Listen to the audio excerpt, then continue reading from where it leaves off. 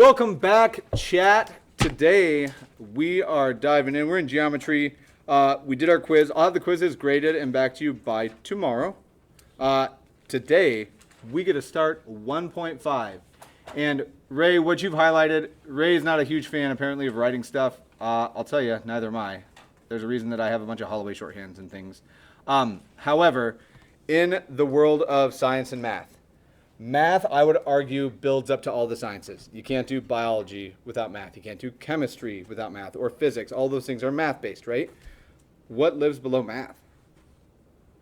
Like, not maybe writing, but I don't think you have to be able to write words to do math well, although here we are with that weird idea. Like, do you guys agree that math is like the foundation of most sciences? And like, even if you go further, like psychology is not a hard science, like defined by like hard empirical data, but you have to use logical stuff to come to conclusions there too. So math is pretty much the bottom floor, right? No, not quite. There's one below that's just hiding there. It's called logic, and it's one of the fields of philosophy. So philosophy, just so you guys know, can be super neat to think about. There's a lot of really, really interesting ideas that come out of philosophy. In my experience, and I studied quite a bit, like I have a minor in philosophy, I studied a lot of different stuff. Metaphysics is the one that everybody's most interested in. Do you guys know what metaphysics is? So metaphysics is what is reality. If you've ever wondered, like, hey, is this all a dream? Is anybody else aware of stuff? Like, is everybody else an NPC, that sort of thing? That's metaphysics. Other fields of other fields of philosophy, there's 4 of them total. We have metaphysics, the interesting, what is real, what is reality, that sort of thing. What field studies what is good and bad, ethically, morally? I already said the word on accident. Ethics is another field of philosophy about what is right and wrong. It turns out it's kind of a hard question for human experience. Cool. You know, in other fields of philosophy, metaphysics is one of them. Ethics is one. Logic, pure logic, is another one. That's what we're kind of diving into today. And the last one is called epistemology. And it is really interesting to think about for about 5 minutes, and then it was the most boring thing I've ever studied in my life. It's a simple question. What does it mean to know something? Not an easy answer, turns out. How do you, like, you might think it is. It's not. And there's no agreement on what knowledge actually is. So those are the 4 fields. Logic is the field of philosophy that I would say mathematics is built from. So in 1.5, we're going to start digging into that just a little bit, and we're going to be talking in 1.5 about what are known as conditional statements.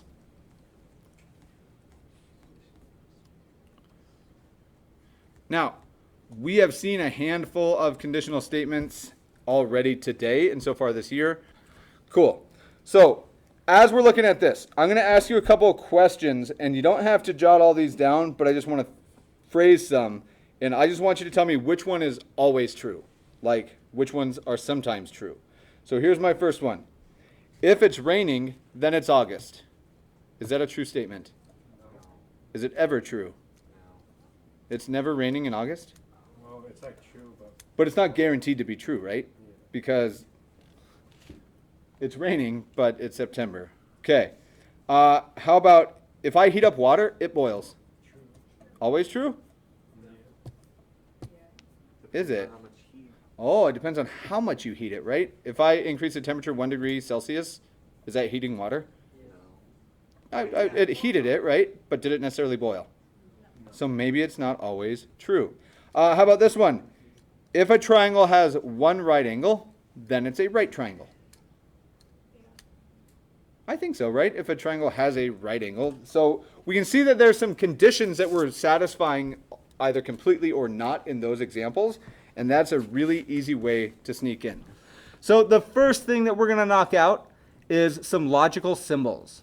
So these are math symbols, and I'm just going to rephrase this. We're going to call this symbolic logic, just so we can make sense of the things that we're writing, because I don't like to write a ton, and if there's a way to write less, I would like to seize that opportunity. So the first few things, and this is just kind of a preface, in symbolic logic, we get statements. Now, it turns out it doesn't really matter what the statement is. We are going to shorthand stuff. When we talk about statements, these true or false. There's no ambiguity to it. They can be true or they can be false. That's it. To write them down, just as an example, we use letters to write them. So give me a statement that is true. Not an if and a then, just a single statement that's true.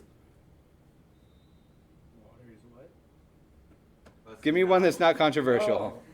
How is that controversial? Okay, humans, check this out. I'm going to write it like this. We use P as our first statement, typically. Letter P, where we start. So P, humans, normally or typically, have 10 toes. That is a statement that is either true or false. Is this true or false? True-ish. So that's why I said normally. Like there's humans that don't have 10 toes, right? But on average, and on average is a weird idea, most commonly, everybody here have 10 toes. If there's anybody that has 11 or 9, sorry to like point that out in front of everybody. I'll just say this is generally true. Okay. In the future, when we're talking about this, do you think I'm ever going to write this sentence again? If I wanted to talk about this statement later, I'm just going to use P. This is my statement. Okay. What do you think would be the next statement letter we would choose? Start at P, P, Q. And I'm just going to say other statement. R would be there eventually. Our statements, we will use these letters to represent whole statements or sentences, parts of a sentence, so we don't have to write everything. Okay, I'm not even going to say what Q was. There's our first one.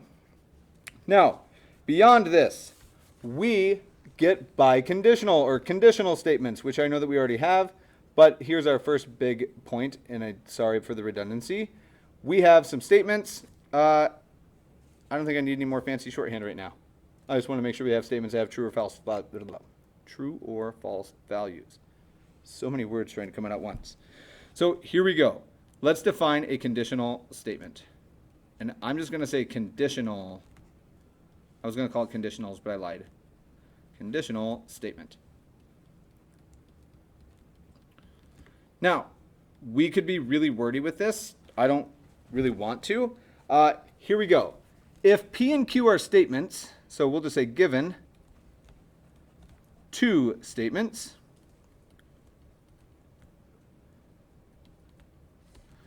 P and Q. And sorry for the change in handwriting. I'm still adjusting to my nice new height that I don't have to sit down all day long. Given two statements, P and Q, they can be written. Can be written with an if-then statement.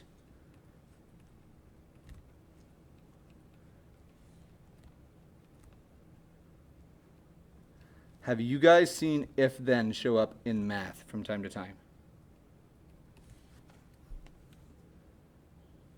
I'm not sure if anybody recalls seeing it. Yes. Can you give me an example? If x equals 8, what's the value of y? Then y equals question mark. But yeah, I agree with you. Yeah, you've seen a phrase like that. If a triangle is a right triangle, then the squares of the legs added up is the square of the hypotenuse. That's just a Pythagorean theorem. Okay, so couple ways to do this. And this is not a example like we're writing an example necessarily. Sorry, e.g. is what I'm going to use. Exempli gratia for Latin. This is just, here's like a demonstration of it. We're not really solving anything. Okay, given two statements, P and Q, and I don't even care what they are. We have two ways of writing this. We can write if P, then Q. And this is really common in mathematics. If this, then that. Okay, now mathematicians are lazy, and we've actually seen this shorthand. I'm just going to say, same thing. We can write this as follows. These mean the exact same thing. So when I see this statement right here, two ways it can be read. I can see the symbol here, and I can go, okay, if P, then Q. If for the first statement, then the second statement. There's another word that we use for this. Do you guys recall? implies. But that's the same thing. If I say, given statement P, you conclude Q, that's no different than saying P implies Q. I'm going to read this as if then normally, but I'll try my best to, when possible, not write this. Now, for conditional statements, there are two parts of it. If part, our P for this example, this thing, when we're doing logic, we call this our hypothesis. Hypothesis. So, if, who cares, we already stated our hypothesis. What do you think the then part is going to be?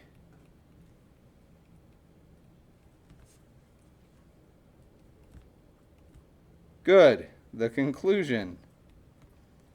And I don't know, like that's just a blank word. That was a bad question on my part. Every conditional will have a hypothesis and a conclusion. Now, for some of these, it can be hard to pick out. Some of them, it's not as easy. Here's my agreement that I think we can come to. If you want to write down one or two of these examples, I'm good with it. But if you don't want to spend your whole class writing sentences, I'm also fine with it as long as we can talk about it and identify the parts. So here we go. I want you guys, for the following, whether you write it down or not, I want you to identify, or ID, and I'm going to shorthand hypothesis as what? So the if part, if I write identify HYP, do you understand I'm talking about hypothesis? What if I ask for the conc?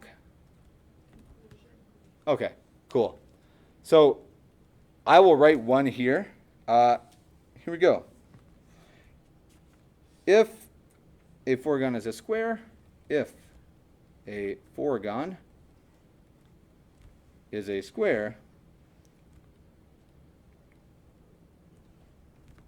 then it has 4 congruent sides.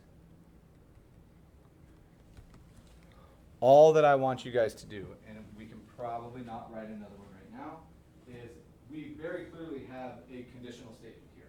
There's an if and a then. What's the hypothesis of this statement? I'm going to give you guys, think about it for like 5 seconds, and then I'll call it somebody random. What is the hypothesis of this statement? And there's 8 of you. Number 3, who dat? Harbrook, what's the hypothesis? What is the hypothesis? Yep, of this, yes. Or, okay. That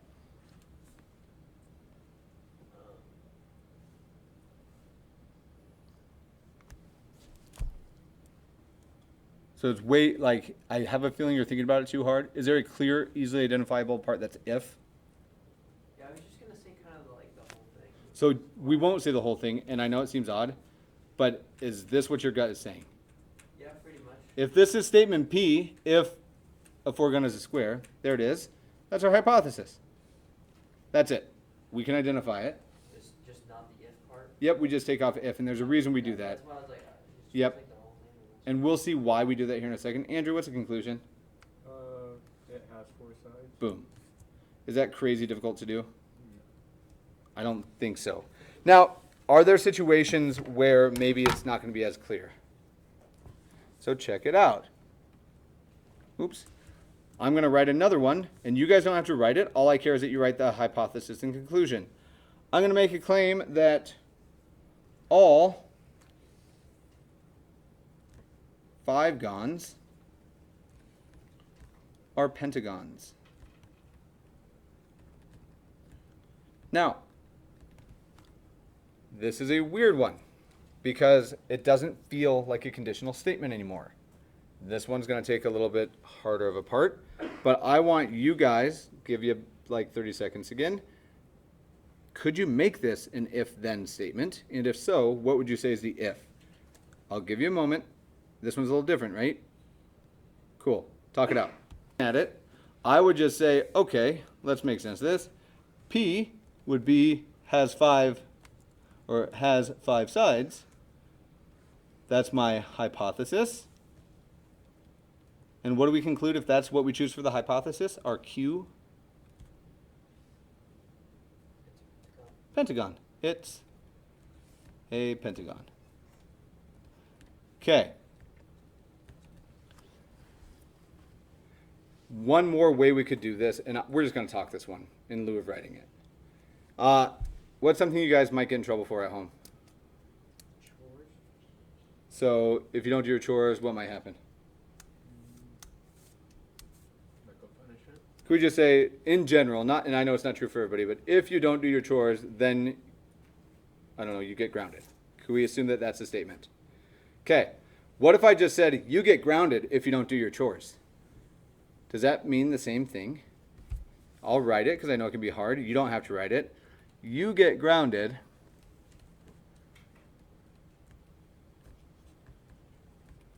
if you don't do your chores. I'm just going to be super lazy. I'm going to say if you don't chore, as if chore is a verb. Is this an if-then statement still? Yes. What is the hypothesis of this one? Yeah, it's backward this time, right? But we still have, hey, if this is where I start, you don't do your chores, what do we conclude? You get grounded. We can write these things in a variety of ways. It can be tricky to see if it really is a conditional or not. But here's 3 different examples of things that, the first one is obvious. Second one less so, third one less so still. I'd probably switch those 2 realistically. Feel okay with just these guys.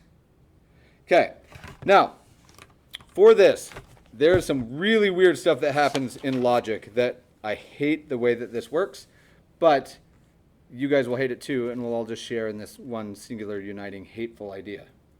Cool. When we talk about statements right at the beginning, we said a statement can be one of 2 things.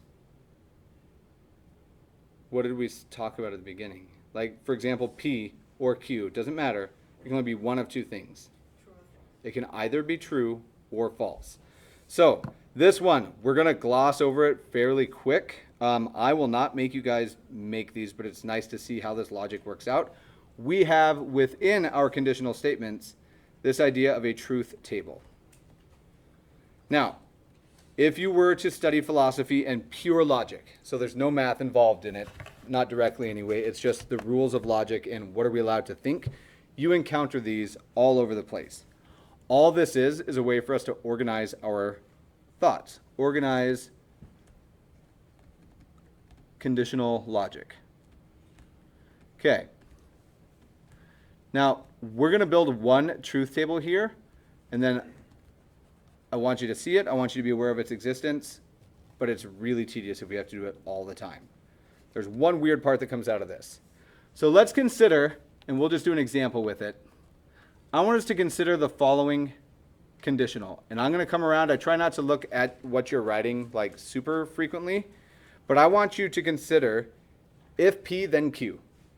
That's our conditional statement. And I'm going to come around. I want to see how you guys write it. In here, using whatever notation you want, write if P, then Q. You can do it with all the words if you want, but maybe there's a better way. Now, for this, there are only a handful of possibilities that we could work out. Okay, we have 3 things to consider. That's it. What's the hypothesis? P. What's the conclusion? Q. Here's the hard part. What's the third thing that we're considering? Standalone P statement, standalone Q statement. Is there another one that ties them together? The if-then statement. Okay. I don't need a crazy amount of space, but if you ever have to construct one, and these could show up on ACT, SAT, which is the only reason that I'm really spending the time to talk about it now, what are the possibilities for statement P?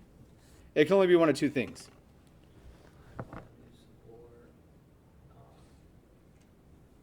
So it can be the hypothesis or the conclusion, but what about just P alone? Like, it's the hypothesis here, I can tell that. But all statements are always one of 2 things. True or false. Now, check it out. I think that there are 2 situations where P could be true, and I think there's 2 situations where P could be false. And I know that right now you're probably thinking like, well, what do you mean there's 2 situations? We don't even know what any of these things are. We are going to look at all possible combinations and see which ones work. And there's one weird thing that it doesn't sit right with me, it won't sit right with you, but it's part of the rules of logic. Okay, if you get two statements, I would always start true, true, false, false. Could I have done true, false here if I wanted? Yes, this is the standard. If I had three statements, I would have had true, true, true, true, false, false, false, false. I would have had that many. Okay, for this one, could it be that P was true and Q was true? What's the other alternative? P is true and Q is false? Or it could have been that P was false and Q was true. Or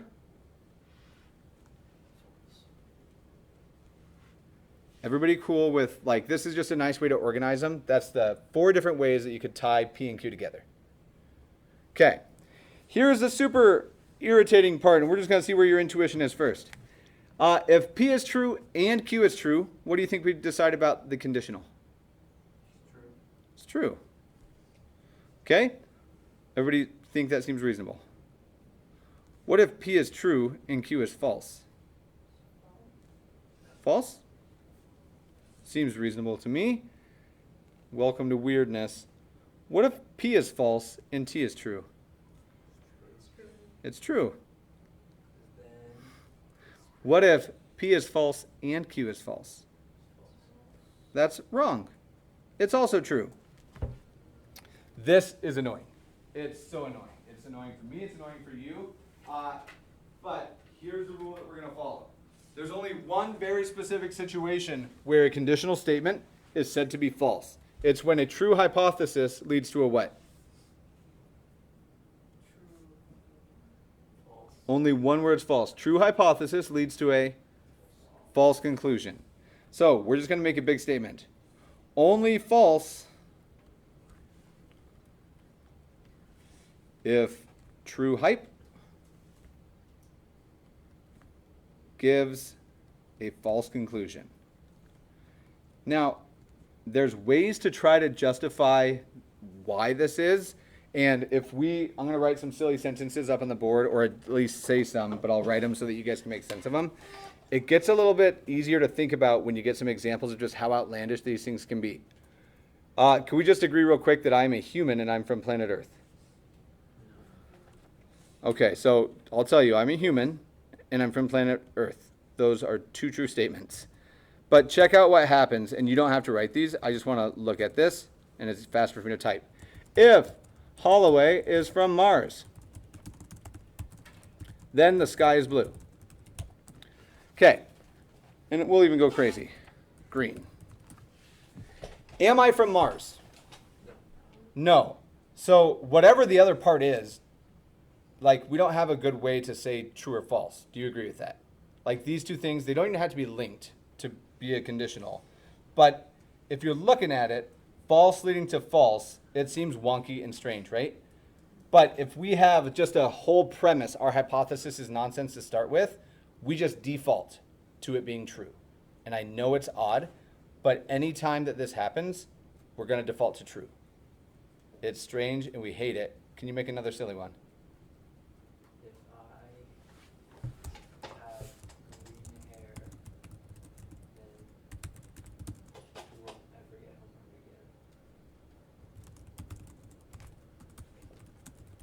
again. Do I have green hair? So this is false. Do we have a pop quiz? Also false. What about the whole statement then? True. The only time it will ever be false is if a true hypothesis leads to a false conclusion. It's super strange. It's the way that logic is set up, but we don't deal with this very often because it's strange to have a false hypothesis, because why would anybody say if something that doesn't happen? Like, that'd be a weird way to start any statement. Nobody does it, but we need that possibility here. Okay. Feeling all right with this?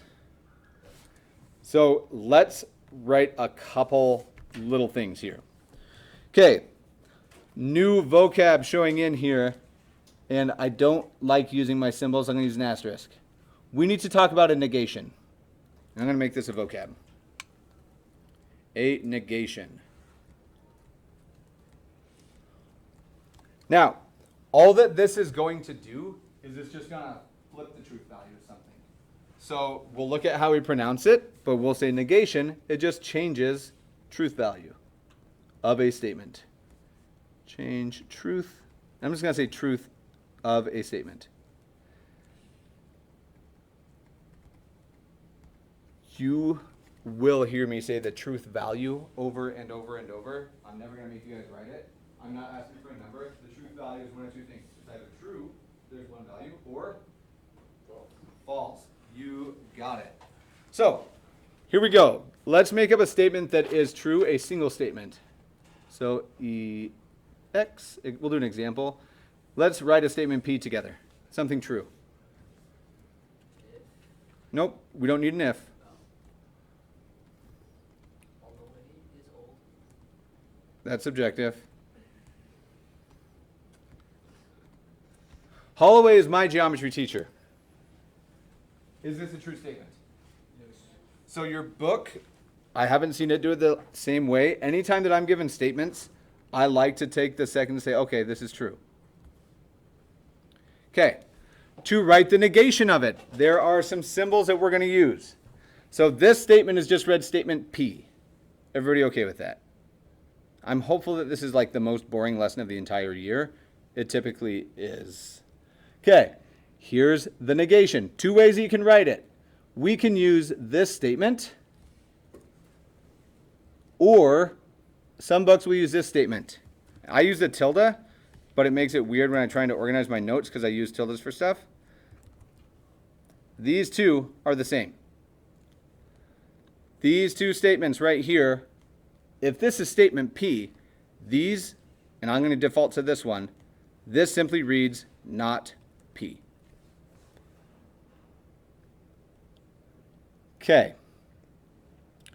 What that means, when we look at this, if we have not P, whether we use a tilde symbol or this kind of, this goofy one, how would you add the word not to change the meaning or the truth value of this sentence?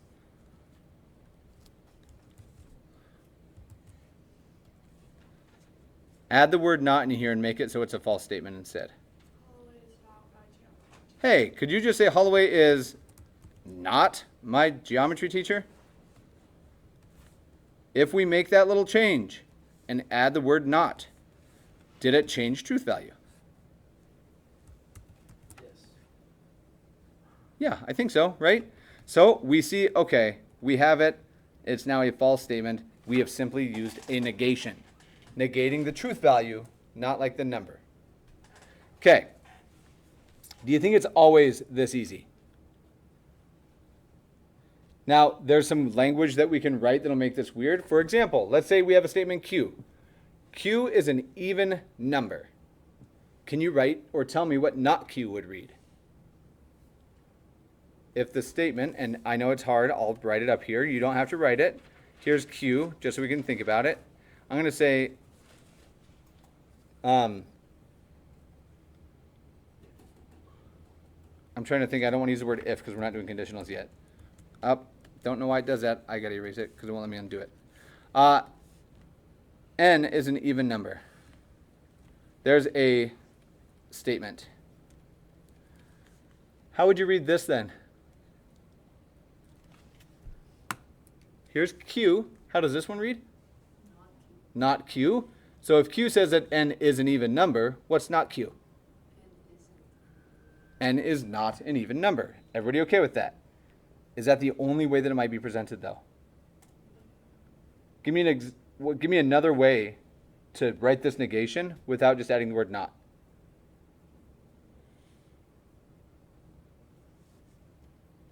I could say n is not an even number, and if it's not even, what must it be? N is odd. Now, these are both negations. The not one makes it super clear and obvious. Sometimes it can be harder to pick out. All right. We should take a brain break because I can feel my eyes getting glassy. Yes. Cool. All right. We're getting close to being done with these. So we have conditionals, right? If P, then Q. Now, there are some other things that we can start adding in. You can word and in the word or and all of that. And we'll possibly get to it in here. But we do have a few more. We're just going to try to blast through it. I'm not going to give you homework today. Cool. We will not quite finish everything today, but tomorrow we'll come in, we'll finish a little bit, and then we'll have time to work on stuff. Bring your computers tomorrow. I have no issue if the assignment tomorrow is on our keyboards and stuff, which I think we might have access to stuff. So if you bring your computers, we'll also play around with that tomorrow. Okay, so we have conditionals. They're if, then, right? We also get what are known as our related conditionals. Now, oftentimes in math, it can be hard to write a proof just given an if-then statement. I'm going to give a huge spoiler here. When we do get to writing proof, they are going to be if-then statements. We assume that the if part, our hypothesis, is true, and we show that logically we get to the conclusion that they are presenting. That's how you write a proof. Now, for related conditionals, these things are all logically equivalent to other parts, but we'll refine that here in a second. There are 4 conditional or related conditionals that we worry about. So the first, I'm just going to be kind of concise with it, is the conditional itself. This is just a standard one. A conditional if-then statement is just P, if P, then Q. That's what we've been kind of dancing around this whole day. It's nice when they're written like this. Okay. Can we not talk about just plain conditionals anymore? Like, everybody okay with the conditionals if P, then Q? Yes. Okay. All right. Here's a challenge for you. So we get our conditional statement. We also get our converse. So we get some original statement, if P then Q, and we saw this with the Pythagorean theorem, and we saw it with other stuff. Can I switch around the hypothesis and conclusion sometimes? Yes. Can I always do it? No, I can't always, but sometimes we can. It turns out if you give me a conditional statement, the converse is exactly that. So we just flip them. Vincent, read this to me.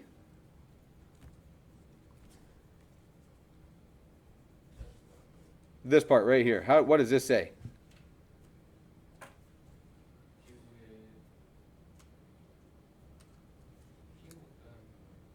If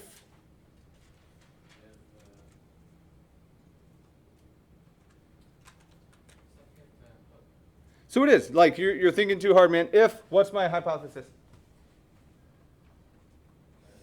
If Q, then what do we conclude? P. There's our converse. They just swap places. Okay. We also get our inverse.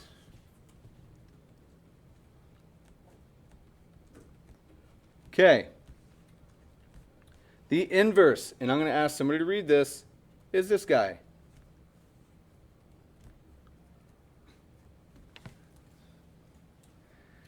Ashley, could you read me the inverse statement? If not P, then not Q. Perfect. If not P, then not Q. Okay, there's one more related conditional that we get to worry about, and it is uglier name. This one is called the contrapositive.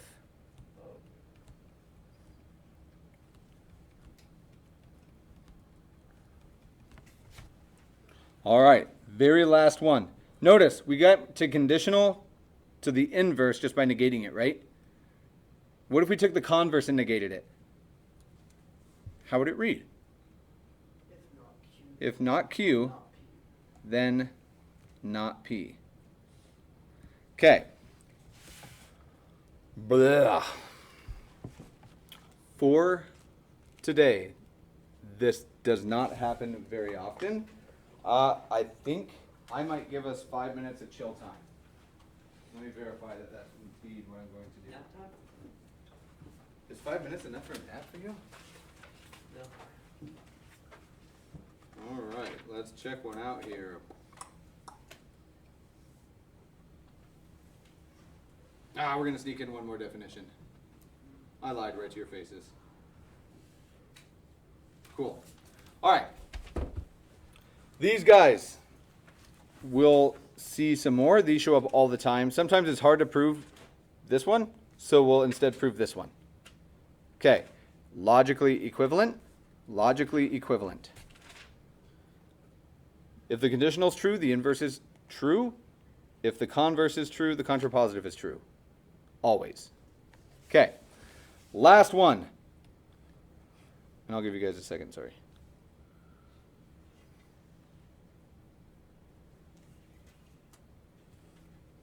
Okay.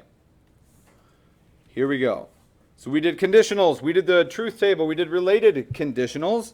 We also get these wonderful things that are known as biconditionals. Now, when you see the word bi, it should think I hope you think of a number with it. What? It's 2, right? So if I say if P then Q, that only went, as Harry Styles would say, one direction. Everybody agree with that? Yeah, okay, all right. Nobody liked it, but that's all right. This is just a statement that instead of going one direction, it goes, what? How many? Both, or 2. Logically, both directions. Logically, both directions. So we've seen a lot of theorems, and in fact, the theorem that I'm going to keep referencing, because it's the one that you guys know of, is the Pythagorean theorem. If it's a right triangle, then a squared plus b squared equals c squared. Okay, that's a conditional statement. The other direction, if I give you a triangle that says a squared plus b squared equals c squared, what type of triangle is it? If with a triangle, it's a right triangle. Notice we just said if p, then q, and we also said the converse, if q, then p. This, 2 ways. We're going to write it. Here's one way to write this. A biconditional, both directions.